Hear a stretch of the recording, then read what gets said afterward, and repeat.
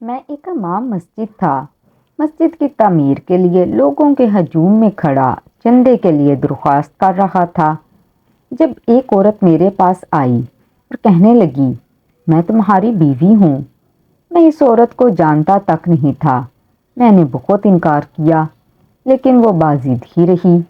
جب میں نے اس سے ثبوت مانگا تو اس نے ایک ایسی چیز دکھائی کہ میرے پیروں تلے زمین نکل گئی۔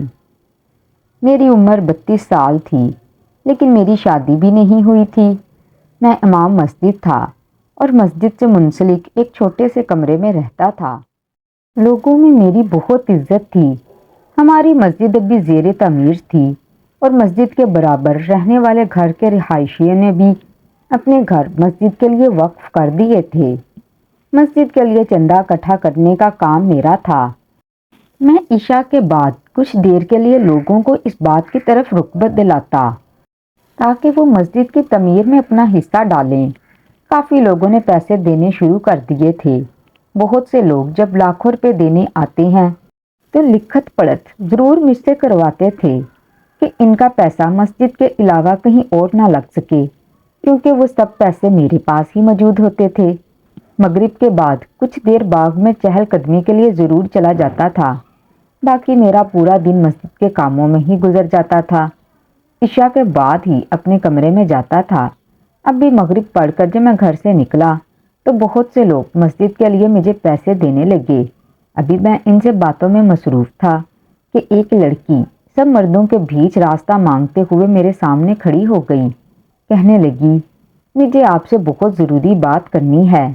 دیکھنے میں خوبصورت اور جوان تھی، کالی چادر لیے ہوئے تھی، چہرے پر کوئی پردہ نہیں تھا۔ عورت کو دیکھ کر مرد پیچھے ہٹ گئے۔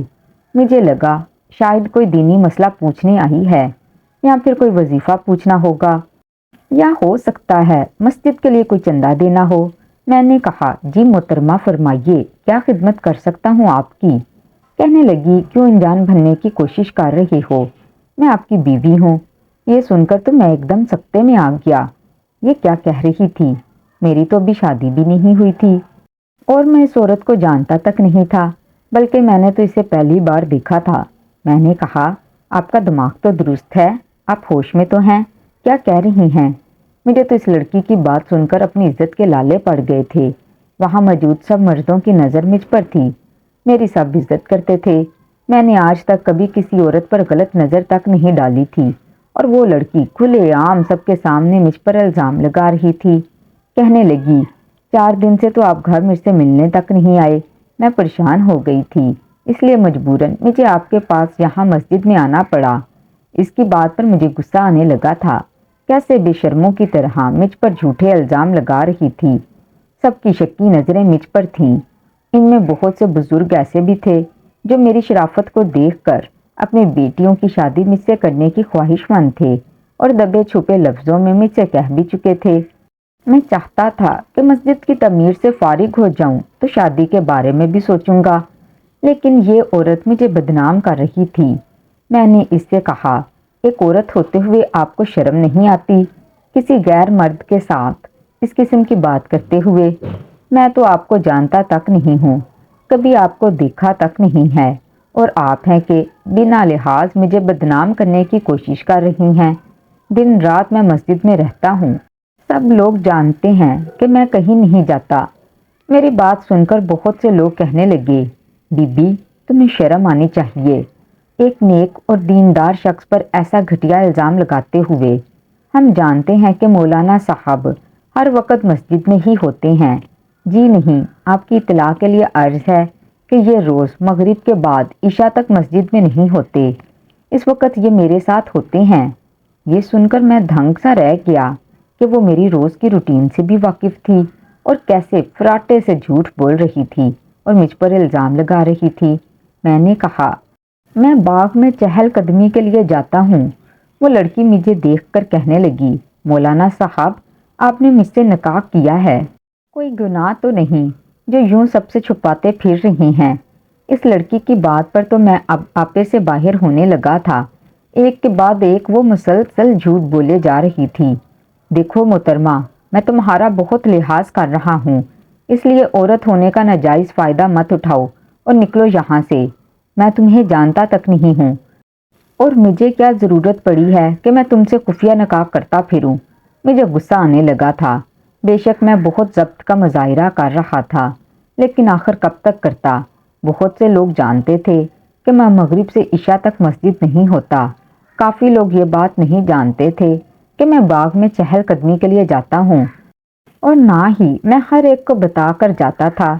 لوگوں کی مشکوک نظریں مجھ پر اٹھنے لگی تھیں، اور ہر ایک مرد اور ایک عزت دار مرد کے لیے ایسی نظریں ہی بہت زیادہ اذیت دیتی ہیں۔ میں وہاں سے واپس مسجد کی طرف جانے لگا، لیکن وہ عورت میرے سامنے آ کر کھڑی ہو گئی، رونے لگی، کہنے لگی، سرتاج، مجھ سے ایسی کیا کوتاہی ہو گئی ہے جو آپ مجھ سے ایسی بیگانگی والا سلوک کر رہے ہیں؟ میں نے تو آج تک آپ کی کوئی بات نہیں ٹالی نا۔ یعنی کیوں وہ میری شرافت کا کڑا امتحان لے رہی تھی۔ میں نے آپ جناب کو بلائے طاق رکھ کر غصے سے انگلی اٹھا کر اسے تنبیہ کرتے ہوئے کہا، میں تمہارا کچھ نہیں لگتا۔ اب اگر تم نے مجھ پر کوئی بھی الزام لگایا تو میں تمہیں پولیس کے حوالے کر دوں گا۔ میری آنکھیں اس وقت قہر برسا رہی تھیں، اور وہ اپنے چہرے پر بے چارگی اور مسکنت ڈالے خود کو سچا ثابت کرنے کی کوشش کر رہی تھی۔ کہنے لگی، میرے پاس سارے ثبوت ہیں کہ آپ ہی میرے شوہر ہیں۔ اس نے اپنے کندھے پر لٹکے پرس کو کھولا اور کچھ کاغذات میرے حصے کیے۔ بہت سے لوگ میرے پاس آ کر وہ پیپر دیکھنے لگے۔ وہ دیکھ کر میرے پاؤں تلے زمین ہی نکل گئی۔ وہ نکاح نامہ تھا، جہاں میرا شناختی کارڈ نمبر بھی ٹھیک لکھا تھا، اور اس کی کاپی بھی ساتھ اٹیچ تھی، اور اس عورت کا بھی۔ میرے دستخط بھی ویسے ہی ہوئے تھے جیسے میں کرتا تھا، کوئی فرق نہیں تھا۔ اس دستخط میں تو میرا دماغ گھوم کر رہ گیا تھا۔ بلا یہ سب اس عورت کے پاس کیسے آ سکتا ہے جسے میں نے آج ہی پہلی بار دیکھا ہے، اور اس نے یہ سب کیسے حاصل کیا؟ میری عقل سوچنے سے قاصر تھی۔ ابھی میں یہ بات سوچ نہیں پا رہا تھا جب اس نے اپنا موبائل نکال کر مجھے اس میں اپنی اور میری تصویر بھی دکھا دی، جہاں میں تو سفید شلوار قمیض میں کھڑا تھا اور وہ ایک سرخ سے لباس میں تھی۔ سب لوگ بڑی دلچسپی سے یہ سب دیکھ رہے تھے۔ میری عزت کا جنازہ نکل گیا تھا۔ میں نے وہ پیپر اور موبائل اس عورت کے ہاتھ میں رکھا اور کہا کہ میں نے تم سے کوئی نکاح نہیں کیا، تم جھوٹ بول رہی ہو، اس لیے یہاں سے جاؤ۔ میری بات سن کر وہ لڑکی واویلا مچانے لگی، کہنے لگی، اب تو میں نے سارے ثبوت دے دیے ہیں، اب آپ سب لوگ ہی مجھے انصاف دلائیں، یہ میرے شوہر ہیں۔ اس چلاک عیار لڑکی کی بات سن کر اب تو سبھی خاموش تماشائی بنے کھڑے تھے۔ میرا تو رنگ پھیکا سا پڑ گیا تھا۔ میری برسوں کی کمائی عزت خاک میں مل گئی تھی، وہ بھی بنا کسی قصور کے۔ نہ جانے وہ لڑکی کون تھی اور اتنا بڑا جھوٹ کیوں بول رہی تھی۔ سب لوگ مجھے شک بھری نظروں سے دیکھنے لگے، کہنے لگے، مولانا صاحب، آپ نے نکاح کر ہی لیا ہے تو اب مان بھی لیں، اس لڑکی کے پاس سارے ثبوت ہیں۔ میں یوں تھا کہ اب بھی رو دوں گا۔ میں نے کہا، خدا کے لیے میرا اعتبار کریں، میں اس لڑکی کو جانتا تک نہیں ہوں، میں نے اس سے کوئی نکاح نہیں کیا، اور اگر مجھے شادی کرنی ہی ہوتی تو مجھے چھپانے کی ضرورت ہی کیا تھی؟ میں سب کو بتا کر بھی تو کر سکتا تھا، مگر میری بات پر کسی کو اعتبار نہیں آ رہا تھا۔ ایک شخص کہنے لگا، مولانا صاحب، آپ بھی ایسا کوئی ثبوت پیش کر دیں جس سے یہ لڑکی جھوٹی ثابت ہو جائے۔ میرے پاس تو ایسا کوئی کاغذی ثبوت نہیں تھا جو میں پیش کرتا۔ میں نے کہا، یہ لڑکی میرے ساتھ چال چل رہی ہے، اس لیے یہ جھوٹے ثبوت اکٹھے کر لائی ہے۔ مجھے کیا علم یہ میرے ساتھ کون سا کھیل کھیلنے والی ہے جو میں ایسے ثبوت اکٹھے کرتا۔ میری بات سن کر وہ لڑکی بے ساختہ بولی، میں ایک عورت ہوں، بھلا کیوں ایسا جھوٹ بولوں گی؟ کسی غیر مرد کو اپنا شوہر کہوں گی جس کے ایسا جھوٹ بولنے سے مجھے تو میری عزت کا خطرہ ہے؟ میں بھلا ایسا جھوٹ کیوں بولوں گی؟ اگر آپ کو گواہ چاہیے تو میں ابھی اپنے ابا اور بھائی کو بھی بلا لیتی ہوں، جن سے انہوں نے میرا رشتہ مانگا تھا اور جن کے سامنے میرا ان سے نکاح ہوا ہے۔ نہ جانے کیوں میں اس لڑکی کے جھوٹ پر بدحواس سا ہونے لگا تھا۔ اس لڑکی نے فون کر کے 2 مردوں کو اور بلا لیا جو اس لڑکی کا ساتھ دینے لگے۔ بحث طویل ہو چکی تھی، بہت سے امام اور مفتی بھی جمع ہو گئے۔ نکاح نامے پر حکومت کی اسٹیمپ بھی موجود تھی۔ نکاح نامہ اصلی تھا، سارے ثبوت ٹھیک تھے، شک کی کوئی گنجائش نہیں تھی۔ اب مفتی حضرات مجھے شک بھری نظروں سے دیکھ رہے تھے۔ پھر دو مولانا جو میرے ساتھی بھی تھے مجھے الگ کمرے میں لے گئے، کہنے لگے، ظفر، اگر تم سے کوئی غلطی ہو گئی ہے اور تم نے چھپ چھپا کر نکاح کر لیا ہے اور اب اپنی عزت کی خاطر مکر رہے ہو تو دیکھو یہ غلط اور گناہ ہے۔ تم ایک پاکیزہ رشتے سے انکار کر رہے ہو، ان کے پاس سارے ثبوت موجود ہیں، تم مان جاؤ تو ہم بات سنبھال لیں گے۔ میری آنکھیں بھر آئی تھیں۔ میں نے ان کے سامنے ہاتھ جوڑ کر کہا، میں نے اس لڑکی سے کوئی نکاح نہیں کیا، آپ لوگ کیوں مجھے جھوٹا ثابت کر رہے ہیں؟ میں کیسے کسی لڑکی کو بنا نکاح کے اپنے ساتھ رکھ سکتا ہوں؟ کہنے لگے، نکاح نامہ اصلی ہے، شناختی کارڈ کا نمبر بھی درست ہے، سائن تمہارے بالکل وہی ہیں، تمہاری تصاویر اس لڑکی اور اس کے والد اور بھائی کے ساتھ موجود ہیں، پھر ہم کیا سمجھیں؟ کسے سچا سمجھیں؟ میں نے کہا، اس کا ایک ہی حل ہے میرے پاس۔ وہ لڑکی اگر یہ کہتی کہ میں نے اس سے نکاح کیا ہے تو میں سب کے سامنے سے طلاق دے دیتا ہوں، قصہ یہی ختم ہو جائے گا، کیونکہ میرا اللہ جانتا ہے کہ وہ لڑکی میرے لیے غیر محرم ہے۔ میں ایک چھت کے نیچے اس لڑکی کے ہمراہ ایک منٹ نہیں رہوں گا۔ میری بات سن کر وہ مفتی ساتھی باہر نکل گئے۔ پھر مجھے ایک اور ساتھی بلانے آ گیا۔ وہ لڑکی سسکیوں سے رو رہی تھی، میرے سامنے ہاتھ جوڑ کر بولی، خدارا ظفر صاحب مجھے طلاق مت دیں، مجھ سے ایسی کون سی غلطی ہو گئی ہے، میں سب کے سامنے آپ سے معافی مانگ لیتی ہوں، مجھے طلاق مت دیں۔ میں نے غصے سے اپنا رخ بدل دیا۔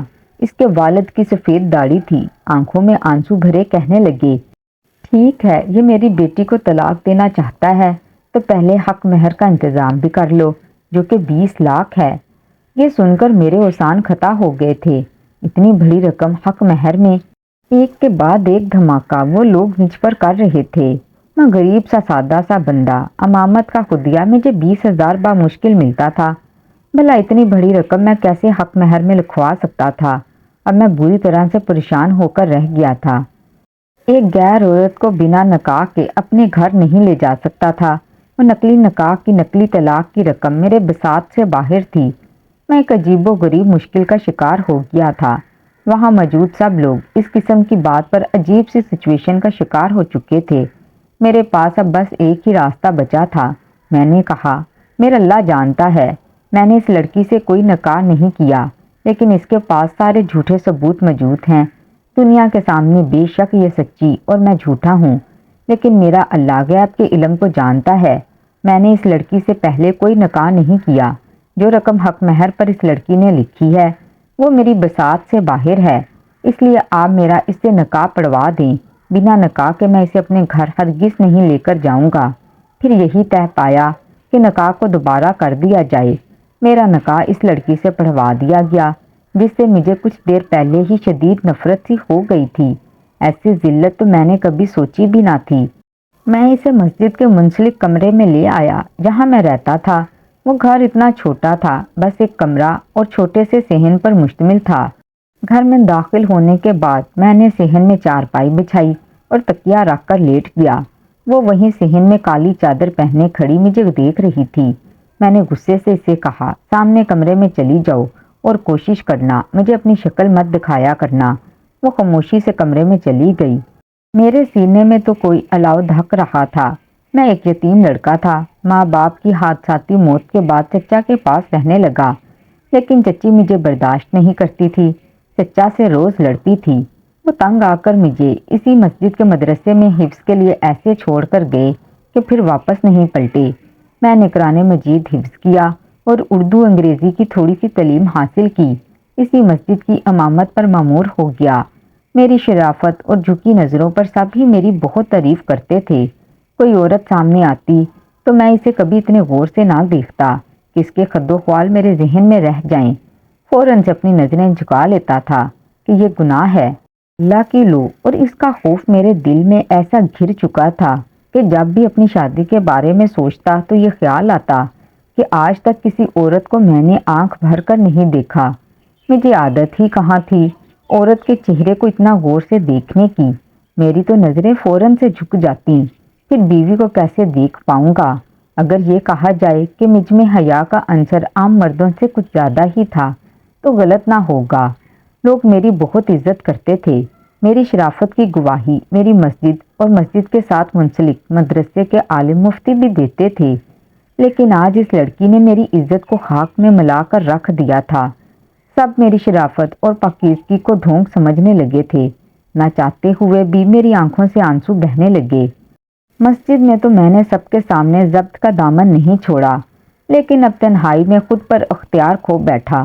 میں دبی دبی سسکیوں کے ساتھ روتا رہا۔ میرے آنسو تکیے میں گر کر جذب ہو رہے تھے۔ ایک عزت دار مرد کے لیے یہ بات چھوٹی نہیں ہوتی کہ کوئی عورت اسے یوں سب کے سامنے اس کے کردار کو مشکوک قرار دے دے۔ اس لڑکی کو اپنانا میری مجبوری تھی، پھر 20 لاکھ کا حق مہر بھرنا میرے اختیار میں نہ تھا، لیکن مجھے وہ اتنی بری لگ رہی تھی کہ مجھے اس کا چہرہ دیکھنا بھی گوارا نہیں تھا۔ اس چھوٹے سے گھر میں بس ایک ہی واش روم تھا اور وہ کمرے میں تھا۔ میں روتے روتے کچھ دیر ہی سویا تھا کہ تہجد کے وقت میری آنکھ کھل گئی، کیونکہ میں پابندی سے تہجد پڑھتا تھا۔ کچھ دیر چارپائی پہ ہی بیٹھا رہا کہ اندر کیسے جاؤں۔ میں ذہنی طور پر نکاح کے لیے تیار نہیں تھا۔ جو کچھ ہوا تھا مجبوراً ہوا تھا، اچانک سے ہوا تھا۔ کسی خاتون کے کمرے میں یوں جانا میرے لیے ایک آزمائش سا تھا جو زبردستی میری بیوی بن گئی تھی۔ کچھ دیر تو میں یہ سوچتا رہا کہ کیا کروں، پھر خیال آیا کہ وہ سو ہی رہی ہوگی۔ چپکے سے اندر جاتا ہوں اور وضو کر کے لوٹ آؤں گا۔ جب میں کمرے میں داخل ہوا تو کمرے میں ہلکی سی روشنی تھی۔ وہ لڑکی جائے نماز بچھائے سجدے میں تھی۔ میں نے تو پہلے حیرت سے دیکھا، پھر خود کو جھٹک کر واش روم چلا گیا۔ جب وضو کر کے باہر نکلا تب بھی وہ سجدے میں تھی۔ میں کمرے سے باہر نکل گیا، جائے نماز بچھایا اور نماز تہجد کی نیت باندھ لی۔ نماز اور ذکر و اذکار سے فارغ ہو کر مسجد چلا گیا۔ مجھے دیکھ کر بہت سے میرے ساتھی ایک دوسرے کے کانوں میں خسر پسر کرنے لگے، یقیناً میرے بارے میں ہی باتیں کر رہے ہوں گے۔ میں نماز چاشت کے بعد کچھ دیر گھر آرام کرنے چلا جاتا تھا۔ پورا دن میں نے مسجد میں گزارا۔ گھر عشاء کے بعد ہی لوٹا تھا۔ گھر صاف ستھرا تھا، کھانے کی خوشبو بھی آ رہی تھی۔ بھوک تو مجھے لگی تھی۔ دوپہر میں کھانا مدرسے میں ہی کھا لیا تھا، گھر پر راشن موجود تھا۔ میں عشاء کے بعد گھر جا کر کچھ نہ کچھ خود ہی بنا کر کھا لیا کرتا تھا۔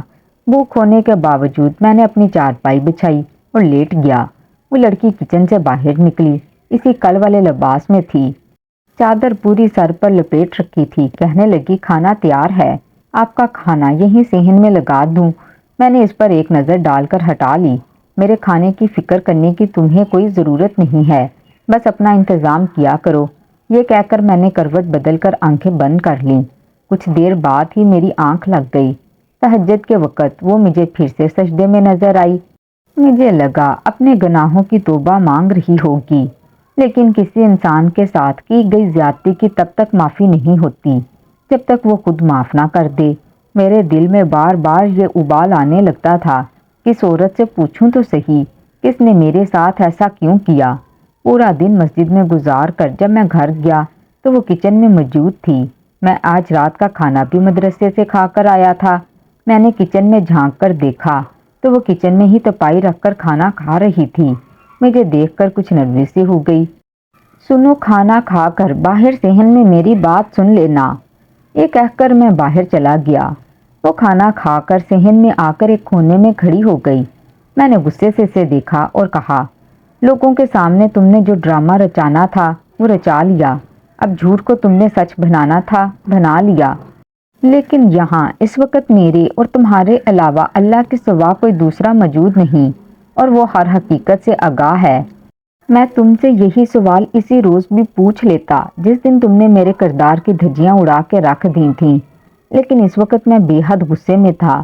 اپنا اختیار کھونے کا مجھے ڈر تھا، شاید تم پر ہاتھ اٹھانے سے بھی گریز نہ کرتا، اس لیے خاموشی اختیار کر لی۔ لیکن اب میرا خود پر اختیار ہے۔ میں نے تمہارا کیا بگاڑا تھا جو تم نے میرے ساتھ یہ سب کیا؟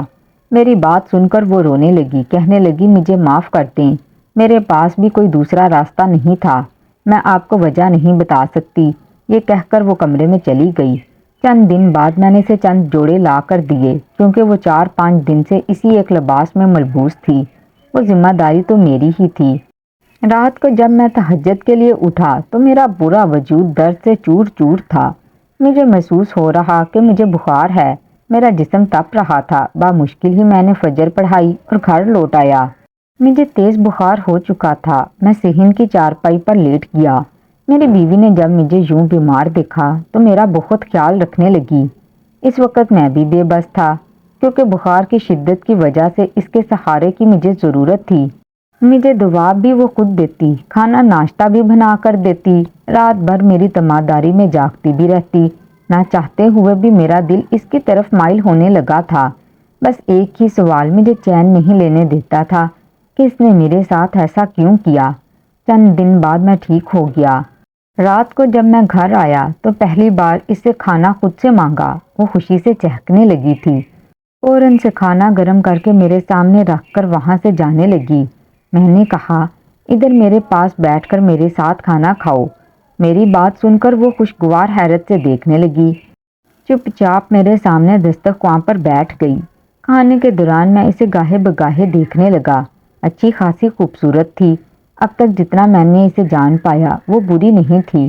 پھر وہی سوال، کس نے یہ طریقہ کیوں اپنایا؟ کھانے کے بعد وہ کچن میں برتن دھونے لگی۔ میں نے آج اپنے لیے چارپائی نہیں بچھائی تھی۔ میں اپنے کمرے میں جا کر لیٹ گیا تھا۔ رات کو جب وہ کمرے میں آئی تو حد درجہ گھبرائی ہوئی تھی۔ اسے دیکھ کر میں اٹھ کر بیٹھ گیا۔ میں نے اسے کہا، ادھر میرے پاس آ کر بیٹھو۔ وہ چھوٹے چھوٹے قدم اٹھاتی ہوئی میرے پاس آ کر بیٹھ گئی۔ میں نے اس کا ہاتھ تھام لیا جو اس وقت برف کی مانند ٹھنڈا ہو رہا تھا۔ میں نے اپنائیت بھرے انداز سے بات کرنا شروع کی کہ اب تم میری بیوی ہو اور میں تمہارے ساتھ اپنے رشتے کی ابتدا کرنا چاہتا ہوں، لیکن اس کے لیے ضروری ہے ہمارے درمیان کوئی جھوٹ اور دھوکہ شامل نہ ہو۔ ہم سچ بول کر اپنے رشتے کو شروع کریں۔ میں نے تمہاری ہر غلطی کو معاف کیا، گو کہ یہ مجھ جیسے شخص کے لیے ناممکن سی بات تھی، جس کے لیے اس کی عزت سب سے پہلے اہمیت رکھتی تھی، لیکن تم نے میری خدمت بہت کی ہے۔ تم اچھی عادات اور اعتبار کی مالک ہو، لیکن مجھے سچ جاننا ہے۔ میری بات سن کر اس نے نظریں بدلی تھیں، پھر کہنے لگی، ہمارا چھوٹا سا گھر اس پارک کے سامنے ہے جہاں آپ مغرب کے بعد آتے تھے۔ میں وہاں روز آپ کو دیکھتی تھی۔ آپ بہت شریف انسان تھے۔ میرے والد ایک موچی ہیں، بھائی ابھی گورنمنٹ اسکول میں پڑھ رہا ہے۔ میرے لیے رشتے تو بہت آتے تھے، لیکن میرے والد کے پاس مجھے دینے کے لیے جہیز نہیں تھا۔ میرے پاس ایک موبائل موجود تھا جس میں آپ کی تصویر کھینچتی رہتی تھی۔ جب بھی آپ مغرب کے بعد پارک کے بینچ پر نظریں جھکا کر بیٹھ جاتے، میں آپ کی تصویر کھینچ لیتی۔ ایک بار محلے کے ایک بدماش کی مجھ پر نظر پڑ گئی۔ وہ ابا کو دھمکانے لگا کہ اگر تم نے اپنی بیٹی کی شادی مجھ سے نہ کی تو اسے اٹھا کر لے جاؤں گا۔ ابا بہت پریشان تھے۔ میں نے اماں سے کہا، ابا سے کہیں میری شادی مسجد کے امام سے کروا دیں۔ ابا نے مسجد کے ایک شخص سے بات بھی کی، لیکن آپ نے شادی سے منع کر دیا۔ میں نے آپ کی تصویروں کو اپنی اور اپنے بھائی والد کی تصویروں کے ساتھ جوڑ لیا۔ میں نے اپنے بھائی سے کہا، کسی بھی طریقے سے وہ آپ کے سائن حاصل کر لے۔ میرا بھائی مدرسے میں چندہ دینے کے بہانے آپ کے پاس آیا تھا۔ اس وقت رش بہت تھا۔ اس نے آپ سے کہا وہ ایک معقول رقم آپ کو دے گا، لیکن آپ کو ان صفحات پر سائن کرنا پڑے گا۔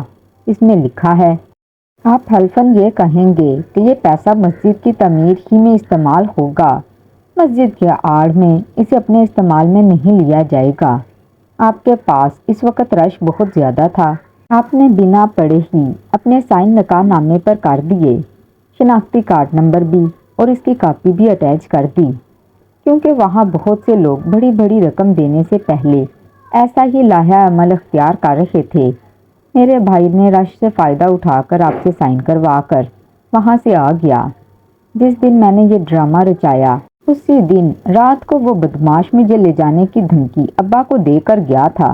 میں جانتی تھی آپ نیک انسان ہیں، مجھ سے نکاح کیے بنا اپنے گھر نہیں لے کر جائیں گے۔ آپ کی نیک نامی اور شرافت کے تذکرے ہم سب گھر والوں نے سن رکھے تھے۔ اس کی باتیں سن کر مجھے حیرت ہوئی تھی، لیکن پھر یہ بھی احساس ہوا کہ اس نے جو کچھ بھی کیا اپنے بچاؤ کے لیے ہی کیا۔ میں نے اسے معاف کر دیا اور ہم ہنسی خوشی زندگی گزارنے لگے۔ 1 سال کے بعد اللہ تعالیٰ نے ہمیں رحمت سے بیٹی سے نوازا۔ میری بیوی بہت نیک تہجد گزار ہے، میرا بہت خیال رکھتی ہے اور ہماری زندگی اب خوشی خوشی گزر رہی ہے۔ اور مسجد والے بھی ہمارا ادب و احترام اسی طرح کرتے ہیں جیسے پہلے کیا کرتے تھے۔ تو ناظرین، مزید اس طرح کی عجیب و غریب کہانیاں اور واقعات سننے کے لیے ہماری ویڈیو کو لائک کریں، شیئر کریں اور ہمارے چینل کو سبسکرائب کریں۔ تو ملتے ہیں اگلی ویڈیو میں، تب تک اپنی دعاؤں میں مجھے یاد رکھیے گا۔ اللہ حافظ۔